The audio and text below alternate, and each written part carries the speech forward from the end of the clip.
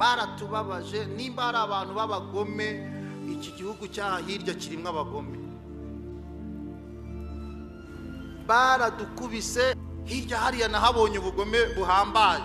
Nabonye Imana igihe kimwe umuhungu twari dufunganwe baramukubise, no ukuguru kukagenda kwipomba, ukagira ngo ni ipombo bagenda bashira muri kwa kuguru kwe. Uko igihe gishira kukagenda, none wanyegamira mu gatuza, arampamagara ngo muroko. Ngenda najindira sinamwitaba. Amamagara inshuro ya gatatu ndamwitaba. Arambwira ngo nugutinda kumvugisha, ariko hari umuntu urota ku manywa ngo ndose uri mu bantu benshi, ngo ubabwira ibyatubayeho, ngo ariko nkabona ni wowe arimo gusa, twebwe twafatanywe nawe tutakiriho. Ndamubaza ngo uvuze iki? Umutima uraca. Batuzanamwe abasirikare bakoze ibibi b'Abaganda badufungana nabo. Noneho cyagiye cyo kunyuzurana kw'abamabuso, bageze umwe urumva nari murokore kandi ndi shefu w'abamabuso. Bangezeho numva umwuka w'Imana ntabwo anyemerera ngo babanyuzure.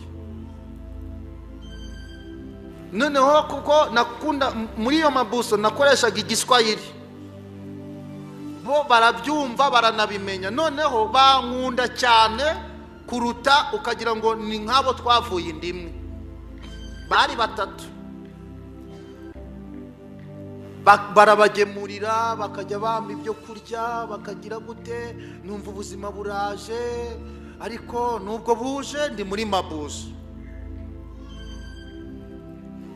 Baza gukora kontroli, bakoze kontroli basanga ndimo.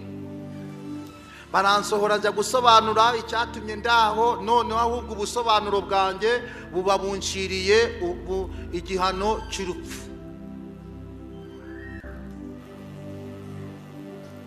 Noneho ngo bagenda bigamba. Babasirikare bo hari umwe wari wagiye hanze, bagenzi be bamurinze bari kumuhita bingwanywe. Muri kwa kwigamba ngo basanga ngo baravuga ngo ejo mu gitondo ngo bazasange bakuye umwanda aho ngaho, kandi umwanda yari jewe.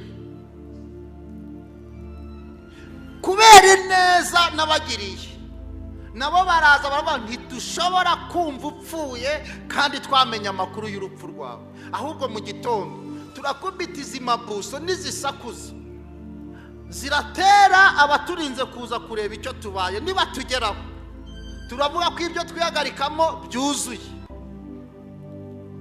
Yego, turataka cyane tuvuga ko twabuze aho kwihagarika. Nibavuga ko hari ugiye hanze ni wowe urajyayo, kubera ko hari abakiri mu kabwibwi kare. Ugenda bakurinze, ni wowe uragenda ufashe icyo kintu. Abakurinze urebe ukuntu wigira kose, wenda ukimukubiti nababara ahindukira kurase, udapfuye urwo bari bukwice, barakwica nabi. Nemera iyo nama yuko bari bunyica, ariko ndashwe. Inzira z'Imana zirenze igihumbi, koko izaca kandi kayibe. Haleluya. Ngewe ntabwo ndi kubitekereza, ntabwo mbyumva, ntabwo mbishikira. Nimba bwarakeye, nimba bwarije, ntabyo nzi.